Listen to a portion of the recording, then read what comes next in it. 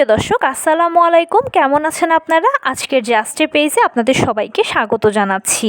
আজকে আমি আপনাদের সাথে শেয়ার করব ব্রাজিল কিভাবে এত কম দামে গরুর মাংস বিক্রি করতে পারে যেখানে আমরা পারি না।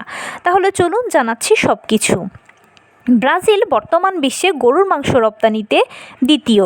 ব্রাজিলের গরুর মাংসের চাহিদা বিশ্বব্যাপী, এমনকি বাংলাদেশেও কিন্তু ব্রাজিলের গরুর মাংস আমদানি করা হয়। এখন প্রশ্ন হচ্ছে, কিভাবে পারে ব্রাজিল এত কম দামে গরুর মাংস বিক্রি করতে যেখানে আমরা পারি না? আসলে ব্রাজিলের জনসংখ্যার থেকেও ভূমির পরিমাণ বেশি, তাই তারা খুব সহজে ভূমিগুলোকে চারণভূমিতে পরিণত করতে পারে। এছাড়া ব্রাজিলে NLO জাতের এক ধরনের গরু রয়েছে যাদের রোগ প্রতিরোধ ক্ষমতা ভালো, যাদের মাংস উৎপাদন ক্ষমতা ভালো এবং খুব দ্রুত তারা বড় হয়, মাংসের টেক্সচারও ভালো, চাহিদাও রয়েছে।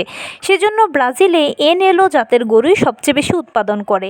এছাড়া তারা তাদের স্বয়ংক্রিয় পদ্ধতিতে গরু লালন পালন করা, গরু জবাই করা, পরবর্তীতে মাংস প্রসেস করা, দ্রুত ফ্রিজিং করা, এগুলোকে বিদেশে রপ্তানি করা, সব কিছু তারা স্বয়ংক্রিয়ভাবে করে থাকে, যার ফলে সময় কম লাগে।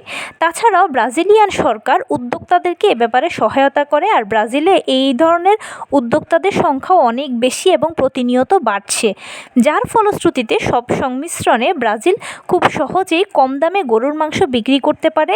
আর বিশ্বব্যাপী ব্রাজিলের গরুর মাংসের চাহিদাও অনেক বেশি, সেজন্যই আমরা পারি না আর ব্রাজিল পারে। তো এই ছিল আজকের ভিডিও। কেমন লাগলো বলুন?